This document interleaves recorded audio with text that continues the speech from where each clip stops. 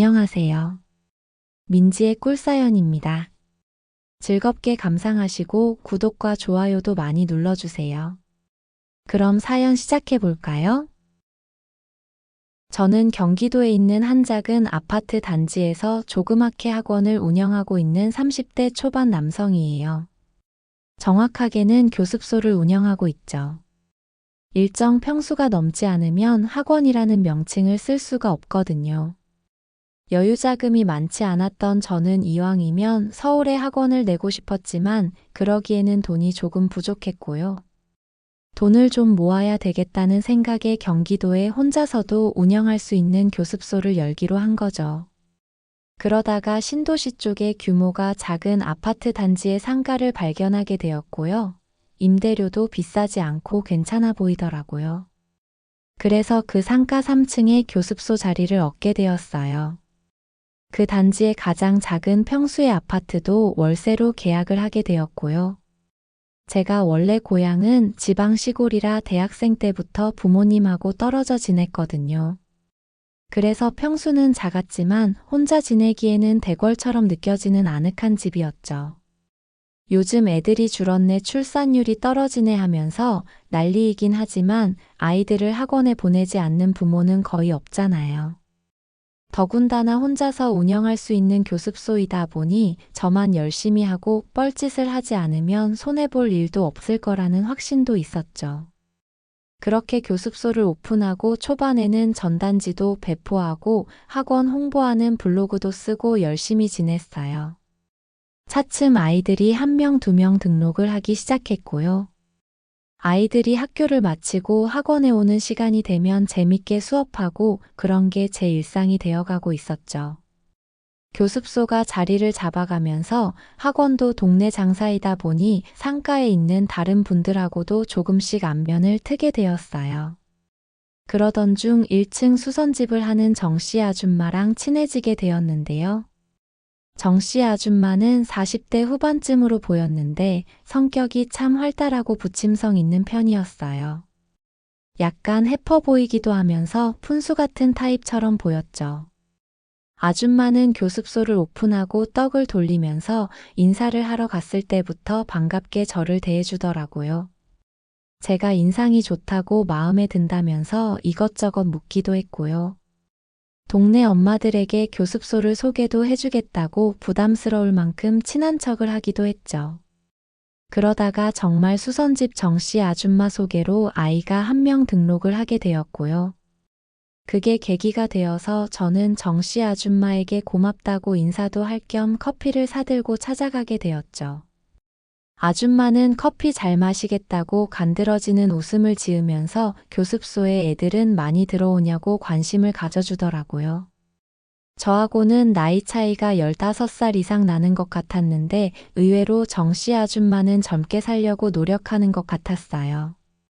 그래서 그랬는지 아줌마랑 커피를 마시면서 이야기를 나누는데 아줌마 같다는 생각이 별로 들지 않았죠. 말이 잘 통하는 편이어서 그날 수선집에서 커피를 마시면서 꽤나 이야기를 나누게 되었어요. 그날 이후로 오며 가며 아줌마를 마주칠 때마다 서로 가볍게 대화도 나눌 정도로 친근한 사이가 되었죠. 어느 날은 아줌마가 교습소 구경을 해보고 싶다면서 3층 학원으로 올라와 보기도 했고요. 교습소에서 대부분 혼자 있던 저는 아줌마가 오면 반갑게 맞이해주곤 했어요. 그렇게 정씨 아줌마랑 친해지다 보니 세상 사는 이야기도 하고 서로의 근황에 대해서도 이야기를 나눴고요. 그러다 보니 이야기는 자연스럽게 남녀 문제로 이어지기도 했죠. 아줌마는 제가 여자친구가 없다는 이야기를 듣고는 한참 좋을 때인데 왜 애인이 없냐면서 본인이 더 아쉽다고 난리를 치기도 했어요. 저도 아줌마에게 은근슬쩍 남편분은 있는 건지 이런 걸 물어봤는데요. 아줌마는 오래전에 이혼을 하고는 애들 키우면서 지낸다고 이야기를 했죠. 그러면서 남자를 만나고 싶어서 안달이 나기는 했지만 매일 수선집에 처박혀서 남자를 만날 기회조차 없다고 답답한 내색을 했어요. 그러더니 은근슬쩍 저를 힐끗 쳐다보더라고요. 저는 아줌마의 그 눈빛에서 야릇한 무언가를 느낄 수 있었어요. 교습소 안에 단둘이 있기도 했고 수선집 아줌마가 말하는 모양을 보니 잘 주는 타입인 것 같다는 생각이 들기도 했죠.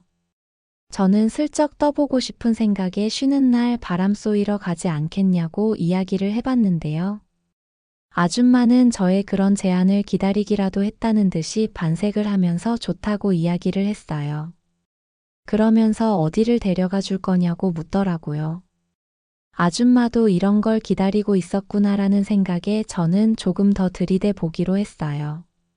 어딜 가는 게 뭐가 중요하냐고 아줌마랑 둘이서 구경하러 다니면 그런 데가 좋은 곳 아니겠냐고 능글맞게 대답을 했더니 저의 그런 느끼한 말에 아줌마는 좋아 죽겠다는 듯 어쩔 줄을 몰라 했죠. 그때 아줌마 휴대폰으로 전화가 왔어요. 수선집에 손님이 온 모양이더라고요. 수선집으로 가보겠다는 아줌마의 손을 잡으면서 저는 이야기를 했어요. 내일 모레 일요일 날 쉴 건데 그날 예쁘게 하고 나오라고 말이죠. 아줌마는 내심 기대가 됐는지 알겠다면서 가벼운 발걸음으로 나가보더라고요. 이렇게 연애가 쉬운 줄 알았으면 진작에 아줌마들을 좀 꼬셔볼 걸 그랬네 라는 생각이 들기도 했죠. 저는 그날 수업을 마치고 아줌마에게 문자를 한 통 넣었어요. 일요일 아침에 교습소에서 만나자고요. 아줌마는 휴대폰만 쳐다보고 있었던 건지 바로 답장을 보냈어요. 몇 년 전에 여자친구랑 헤어진 이후로는 여자랑 좋은 시간을 보내본 적이 없었는데 드디어 일요일에 회포를 푸는 건가 하는 기대감에 사실 잠이 잘 안 왔어요. 아줌마들이 그렇게 적극적이라고 하던데 수선집 아줌마는 어떤 타입일지 온갖 상상을 하면서 괜히 혼자서 달아오르는 기분이 들기도 했죠. 결국 저는 그날 밤 아줌마를 상상하면서 혼자서 자기를 위로하는 시간을 가지게 되었어요. 그리고 일요일 날 교습소에서 기다리고 있었더니 잠시 후에 수선집 아줌마가 안으로 들어오더라고요. 무릎까지 오는 치마에 까만 스타킹을 신었던데 그 모습이 섹시해 보였어요. 맨날 수선집에서 편하게 입고 있는 모습만 봤었는데 한껏 예쁘게 꾸미고 나온 모습에 괜히 저도 조금 달아오르는 기분이 들었어요. 저는 아줌마에게 너무 예쁘게 하고 나오신 거 아니냐고 아가씨 같아 보인다는 칭찬을 했고요. 아줌마는 오랜만에 꾸며본다면서 예뻐 보인다는 칭찬이 싫지 않은 듯 싱글벙글이었죠. 어디를 갈 거냐는 말에 마음 같아서는 당장 모텔 같은 곳으로 가서 아줌마와 좋은 시간을 보내고 싶었지만 저도 계속 일에 시달렸던지라 바람도 쏘일 겸 경치 좋은 곳을 구경하고 싶었어요. 아줌마에게 바닷가 구경 가시겠냐고 했더니 아줌마는 좋다면서 손뼉을 쳤죠. 일요일이었는데 바다로 가는 길은 의외로 막히지 않았어요. 조수석에 앉아있는 아줌마의 다리를 보니 매끈해 보이더라고요. 당장 손을 뻗어서 만져보고 싶기도 했지만 저는 꾹 참았어요. 아줌마는 차를 타고 이동하면서 과일이나 사탕 같은 걸 까서는 연신 제 입에 넣어주기도 했고요. 그렇게 아줌마가 제 입에 간식을 넣어줄 때면 마치 애인이랑 데이트하는 기분이 들기도 했어요. 그렇게 한참을 달려서 우리는 바닷가에 도착을 하게 되었고요. 날씨가 조금 쌀쌀해서 사람이 많지 않았는데 그렇게 한적한 바다가 더 분위기 있어 보였죠. 아줌마는 바다 구경을 얼마 만에 온 건지 모르겠다면서 소녀처럼 즐거워하더라고요. 사실 저도 바다를 본 게 오랜만이어서 엄청 들뜬 기분이 들기도 했죠. 그렇게 우리는 바닷가를 돌아다니면서 사진을 찍기도 하고 실컷 구경을 하기도 했어요.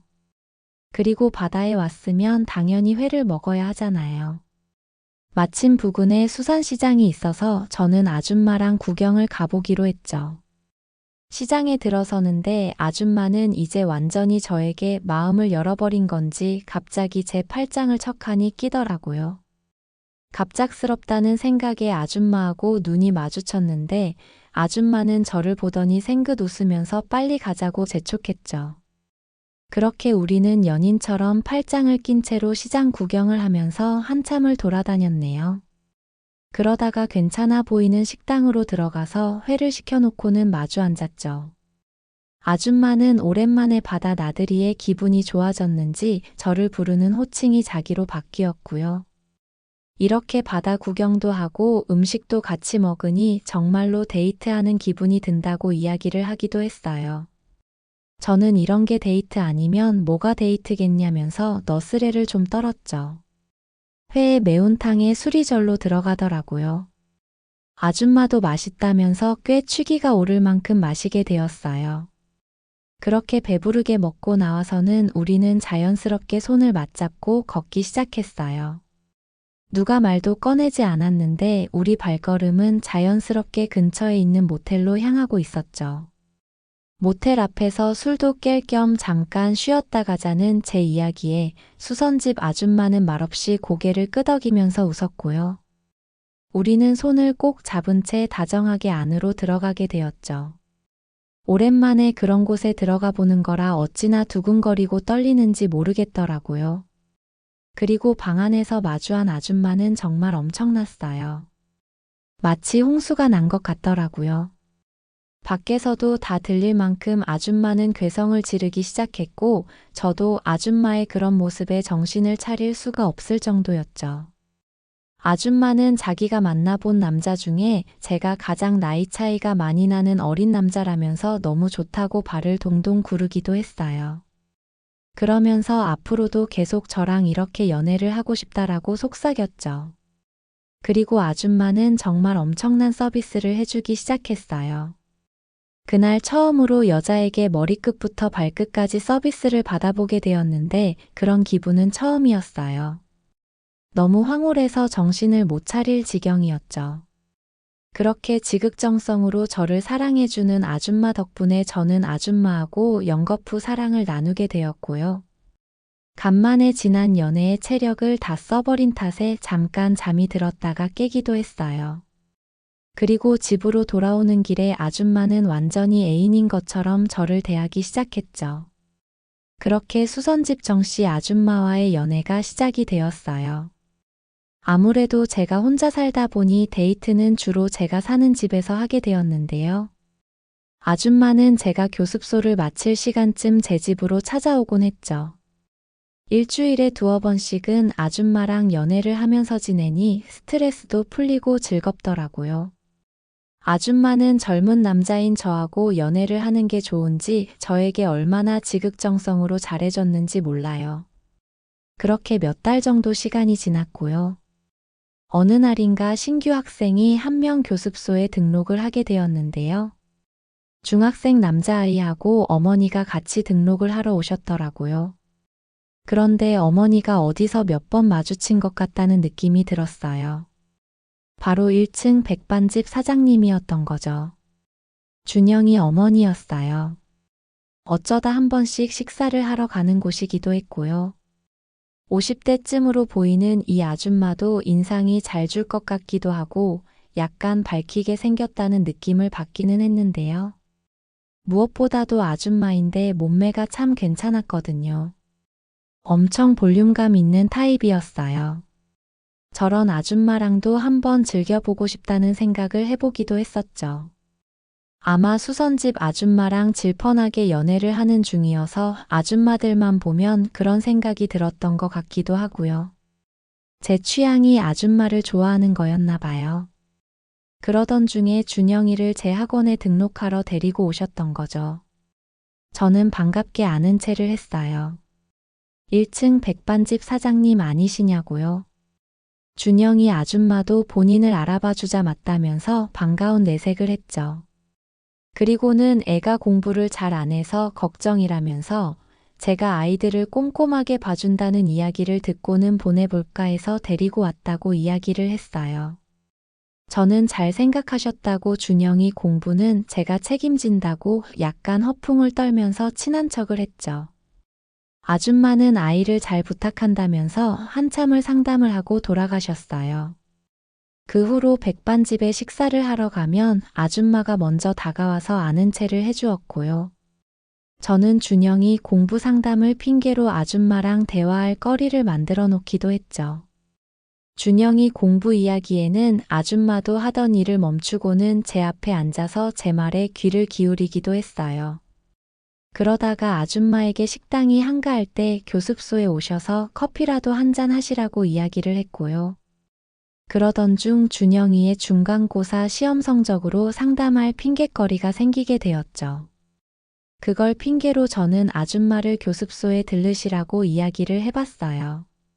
성적이 제가 가르치는 영어가 많이 올라주었거든요. 아줌마는 잘 가르쳐줘서 고맙다고 했고요. 그날은 교습소에서 참 화기애애하게 꽤 오래 대화를 나누게 되었죠. 그렇게 준영이 성적 이야기도 하면서 자연스레 개인적인 이야기들을 털어놓기 시작했죠. 아줌마는 남편하고 사별하고는 혼자 식당하면서 준영이를 키운 이야기를 하다 보니 하고 싶은 이야기가 많았나 봐요. 제가 이야기를 잘 들어줘서 그랬는지 속에 있는 이야기를 술술 털어놓기 시작했죠. 그렇게 한참을 이야기를 나누다가 저는 아줌마에게 누님이라고 불러도 되겠냐고 은근슬쩍 이야기를 해봤어요. 너무 편하고 말이 잘 통하는 것 같아서 가끔 이렇게 사적으로 대화를 나누는 시간을 보내고 싶다고요. 아줌마는 저하고 나이 차이가 많이 나는데 누님이라고 불러주면 기분이 너무 좋을 것 같다면서 묘한 웃음을 지었어요. 이야기가 나온 김에 바로 저는 누님이라고 불러봤죠. 20살 넘게 차이 나는 남자가 누님이라고 부르니 기분이 참 좋았나 봐요. 준영이 아줌마는 웃음을 감추지를 못했죠. 저는 내친 김에 아줌마 손을 덥석 잡아봤는데요. 아줌마는 놀란 표정을 짓기는 했지만 손을 빼거나 하지는 않았어요. 제가 더 다가가도 거부할 것 같지 않은 분위기였죠. 그때 제 전화가 울렸어요. 바로 수선집 아줌마였죠. 상담 전화가 왔다고 생각했는지 준영이 아줌마는 내려가 보겠다고 했고요. 그러면서 저녁에 동네 산책하고 싶은데 괜찮으면 연락하라고 저에게 달달한 미소를 던지고는 돌아섰죠. 수선집 아줌마는 오늘 저녁에 보자고 연락을 했던 거였는데요. 평소 같으면 아줌마랑 좋은 시간을 보냈겠지만 오늘은 준영이 아줌마랑 산책을 할 생각에 일이 있다고 둘러댔어요. 그리고 내일 밤에 집으로 오시라고 이야기를 해뒀죠. 그리고 그날 저녁에 저는 교습소 일을 마치고 밤늦게 준영이 아줌마에게 문자를 넣어봤죠. 괜찮으시면 지금 동네 산책하시겠냐고요. 준영이 아줌마는 마침 심심했다면서 아파트 단지 앞에서 만나자고 하더라고요. 그렇게 11시가 넘은 시간에 저는 준영이 아줌마를 만나서 동네를 천천히 걷기 시작했죠. 조용한 밤 시간에 같이 산책을 하니 더 묘한 분위기가 흐르는 것 같았고요. 가로등 불빛 아래를 걸으니 더 야릇한 기분이 들더라고요. 준영이 아줌마는 이렇게 학부모랑 종종 만나기도 하냐면서 물어봤어요. 저는 누님같이 매력적인 학부모가 없어서 이런 일은 처음이라고 둘러댔죠. 일부러 더 한적한 곳으로 저는 걸음을 옮겼고요. 주변에 사람이 없는 걸 확인하고는 아줌마의 손을 슬쩍 잡아보았죠. 아줌마도 싫지 않은지 제 손을 꼭 쥐었어요. 누님하고 이렇게 같이 산책하니 가슴이 두근거리고 좋다고 저는 능청스레 추파를 던졌고요.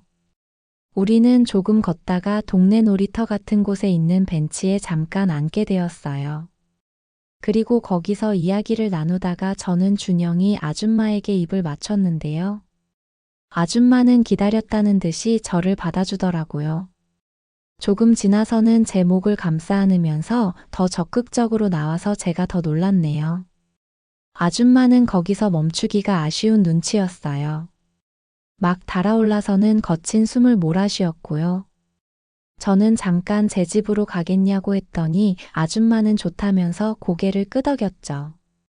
그렇게 우리는 손을 맞잡고는 종종 걸음으로 집으로 오게 되었고요. 거기서 저는 준영이 아줌마와 선을 넘어버리고 말았어요. 준영이 아줌마는 엄청 적극적이었어요. 부끄러워하면서도 민감한 타입이더라고요. 결국 그날 아줌마는 절정까지 가버리고 말았어요. 눈동자 초점이 흐릿해지면서 잠시 정신을 못 차리는 모습을 보이기도 했죠. 그런 준영이 아줌마의 모습을 보면서 저도 가버리고 말았네요. 아줌마는 잠시 후에야 정신을 겨우 차리고는 준영이 때문에 가봐야겠다고 돌아가 보게 되었어요.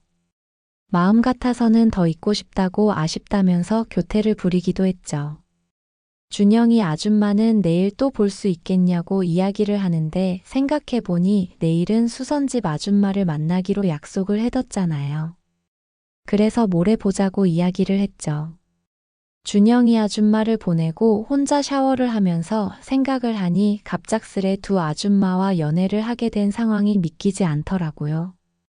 그렇게 하루는 수선집 아줌마와 하루는 준영이 아줌마와 연애를 즐기는 생활이 시작이 되었어요. 두 아줌마와 번갈아 가면서 연애를 하니 그 짜릿함이 이루 말할 수가 없었죠. 그런데 뭐든지 꼬리가 길면 잡히는 법이잖아요.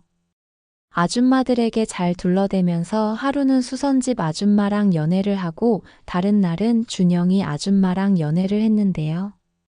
얼마 지나지 않아서 저의 양다리 행각은 들통이 나고 말았어요. 수선집 아줌마도 준영이 어머니도 제가 만나는 사람이 본인들 한 명뿐이 아니라는 걸 알게 된 거죠. 저는 어쩌다 보니 상황이 이렇게 되었다고 두 아줌마에게 이실직고를 하게 되었고요. 그 대상이 누구인지도 털어놓게 되었어요. 아줌마들은 서로를 극도로 싫어했지만 두 사람 모두 저와의 관계를 끊는 거를 원하는 사람은 없더라고요. 처음에는 질투가 많았던 수선집 아줌마는 준영이 아줌마를 정리하라고 저를 닥달하기도 했지만 속 시원한 대답을 못하는 저를 보고는 그냥 준영이 아줌마와의 사이를 인정하겠다는 듯한 태도를 보였고요. 준영이 아줌마는 수선집 아줌마의 존재를 알게 된 후에도 그런 푼수 같은 여자보다 자기가 더 낫지 않냐고 질투를 하기는 했는데요. 젊은 남자인 제가 두 여자를 만나는 걸 눈 감아주겠다고 했어요. 그렇게 저는 두 아줌마와 연애하는 걸 인정받게 되었고요. 아줌마들은 저하고 연애를 하는 날이면 질투가 나서 그랬는지 저를 더 적극적으로 사랑해주기 시작했죠. 저는 마음속으로는 약간 도의적으로 미안한 감정이 들기도 했는데요. 저에게 너무 잘해주는 두 아줌마 중 어떤 사람도 놓치기가 싫더라고요. 그러다 보니 두 아줌마와의 연애를 즐기게 되어버렸죠. 어느 날은 두 사람이 동시에 같은 날 찾아오겠다고 해서 엄청 난처했던 일도 있었어요. 그러다 결국 저는 두 아줌마들과 나름의 합의에 도달하게 되었는데요.